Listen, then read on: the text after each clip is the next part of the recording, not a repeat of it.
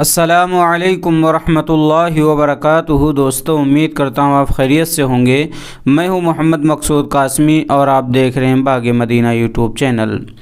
دوستو، کانگریس نے ایک بڑی سیاسی پیش رفت کے تحت آسام میں اپنی اتحادی پارٹی آل انڈیا یونائیٹڈ ڈیموکریٹک فرنٹ کو UPA یونائیٹڈ پروگریسو الائنس سے باہر کرنے کا اعلان کیا ہے۔ گزشتہ روز میڈیا اہلکاروں سے گفتگو کرتے ہوئے کانگریس لیڈر جے رام رمیش نے پارٹی کے سربراہ مولانا بدرالدین اجمل پر آسام کے وزیر اعلیٰ سے اندرونی روابط رکھنے کا الزام لگاتے ہوئے ان کی پارٹی کو BJP کی بی ٹیم بتایا اور کہا کہ مولانا بدرالدین اجمل کی سربراہی والی All India United Democratic Front UPA میں شامل نہیں ہے اور نہ ہی کانگریس سے ان کا کوئی تعلق ہے۔ واضح رہے کہ مولانا اجمل کے حالیہ بیانات نے کافی تنازع کھڑا کر دیا تھا۔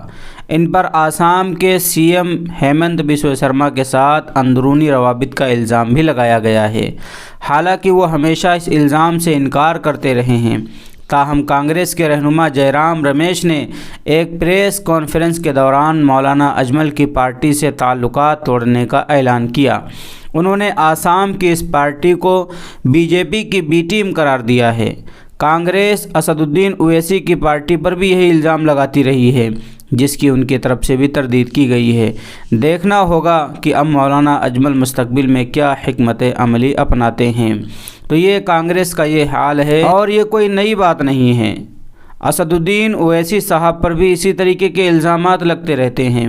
بہت ساری مخالف پارٹیاں ہیں ان کی، وہ ان کے اوپر الزام لگاتی ہے کہ ووٹ کاٹنے والے ہیں، ووٹ کٹوا ہیں۔ اسی طریقے سے وہ BJP کی بی ٹیم ہے۔ اب وہی حال مولانا بدرالدین اجمل صاحب کے پارٹی اور ان کے ساتھ ہوا ہے کہ انہیں بھی BJP کی بی ٹیم قرار دیا جانے لگا ہے۔ دوستو، دیکھتے ہیں کہ اب اس کے بارے میں اور لوگوں کے کیا ریئیکشن آتے ہیں۔ تو دوستو، آپ کا اس کے متعلق کیا کہنا ہے؟ کیا واقعی مولانا بدرالدین اجمل صاحب ان کی پارٹی BJP کی بی ٹیم ہے یا خالص ان کے اوپر یہ اتنا بڑا الزام لگایا گیا ہے؟ تو دوستو، آپ کی جیسی بھی رائے ہو اس کے متعلق ہمیں کمنٹ کر کے ضرور بتلائیں۔